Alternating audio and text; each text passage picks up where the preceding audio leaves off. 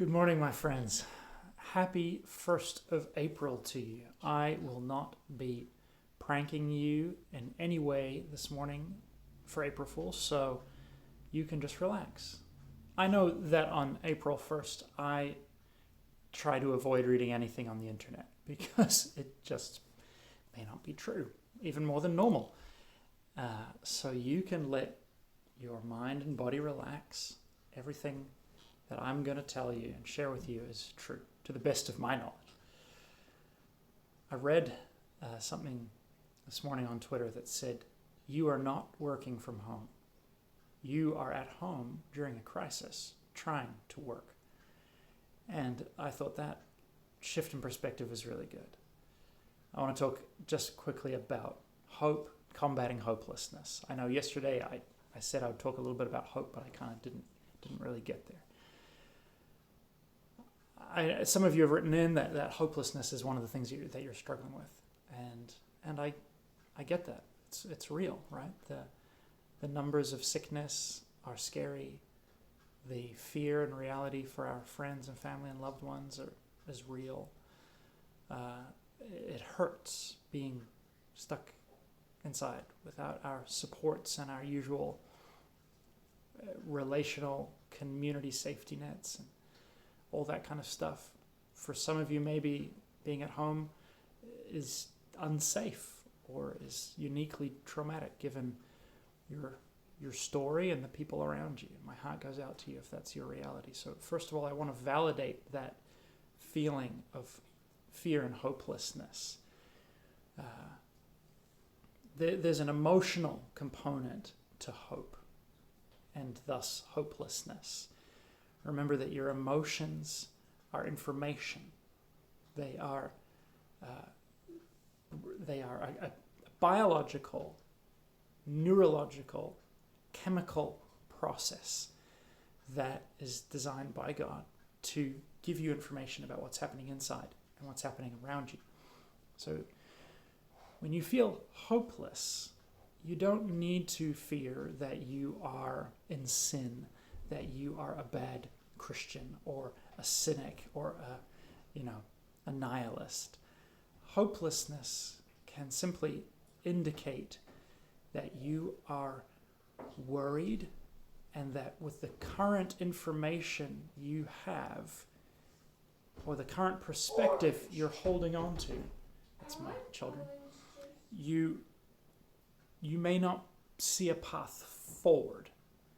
That doesn't mean there isn't a path forward, but the hopelessness can indicate and inform that you currently don't have the perspective you need to be aware of the path forward.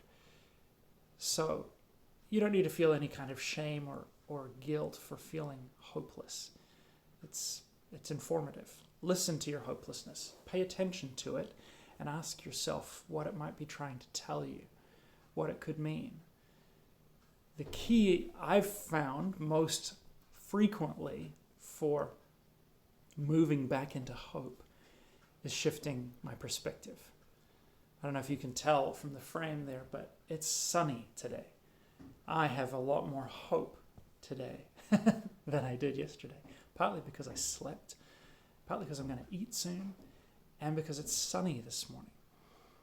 I find I go for a little walk around my block, and I breathe fresh air, and I see the grass coming up, and I see the buds on the trees, and I'm reminded that winter doesn't last forever, that spring comes, that life comes again. I've been listening recently to John Mark McMillan's latest album, Peopled with Dreams, and it's a celebration of life, that even though life includes hard, painful, confusing things, life doesn't stop. Life thrusts forward. Life finds a way. And that's my reminder to you this morning. This is going to pass. This current moment of discomfort will pass. We're going to be changed by it in some, I hope, really good ways. But you can tune into that hope right now. So let's do a little a little meditation. Children, do you want to join me for my meditation? No. No? Can I bring my toast? No, you may not bring your toast.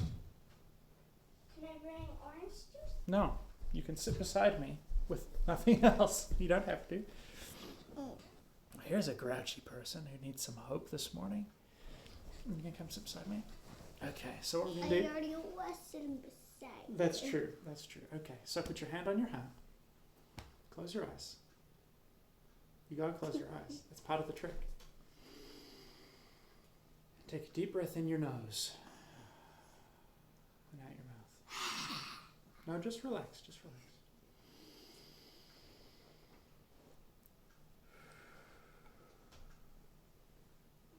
You can speak over yourself.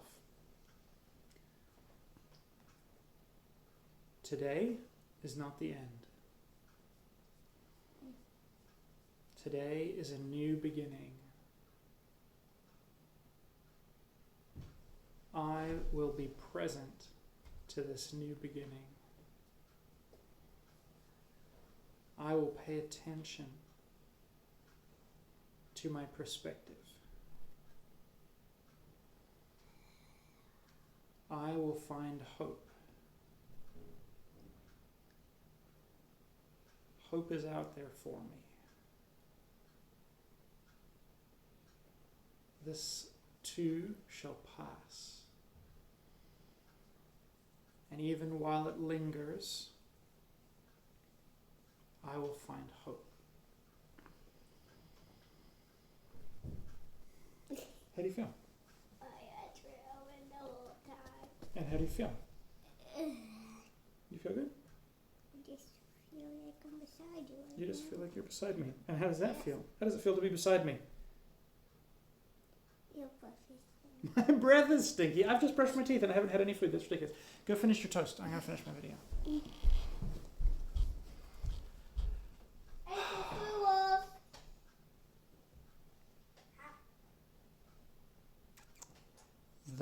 There's a scripture that says 3 things remain: faith, hope, and love. There's a promise from God that faith, hope, and love will never disappear. Will never go away. Will never run out. So if you need hope, the promise from God is that it's there. You can seek it. You can seek Him. You can ask for your perspective to be expanded. I honestly, guys, I do this all the time. Whenever I'm feeling discouraged, whenever I'm feeling down, whenever I'm feeling small and insignificant, I just ask God, I need a boost. God, I'm dragging in this area, and I just need a pick-me-up. I need whatever it is you can send, whether that's a change in the weather or a person to come alongside me and just say, hey, you're doing great. Hey, that thing you just put out, it touched me. Whatever that is, you can ask for it. You can ask God to give you hope. Now, don't get hopeless if it doesn't happen in the instant. Give it time. Just plant that request out there. God, I need a boost. God, I need a lift.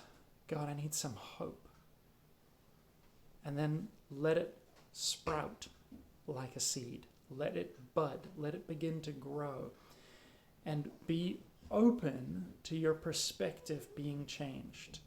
I find that's the thing with hope, is that it's like a process. It's a birthing. It's a positioning ourselves to receive it, right?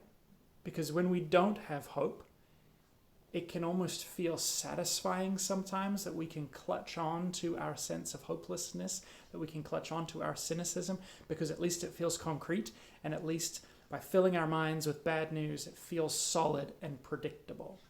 And that feels powerful in a time when we feel powerless. So hope so much is about a posture of open receptivity and being open to the possibility of goodness. I think that's hope. Being open to the possibility of goodness. So where there are areas of your life that have closed off to the possibility of goodness, put your hand gently on those areas There's probably valid reasons for why they have closed off, so you don't need to condemn them. But you can remind them that this isn't forever, that there have been times in your life that were hard, and those times ended, and they moved into goodness and joy. This time too will end and move into goodness and joy. And you can even find the goodness and joy in these moments right here, in this reality. So let me pray for you quickly. Brothers and sisters, friends, may your heart be open to the possibility of good things. May your eyes be lifted to see a new horizon, to see a new perspective. May you come away from shame and condemnation. May you see yourself as enough, as sufficient for this day, for this moment, for the people around you. May you know that you are doing the best you can. And may you have grace for yourself in your moments of hopelessness.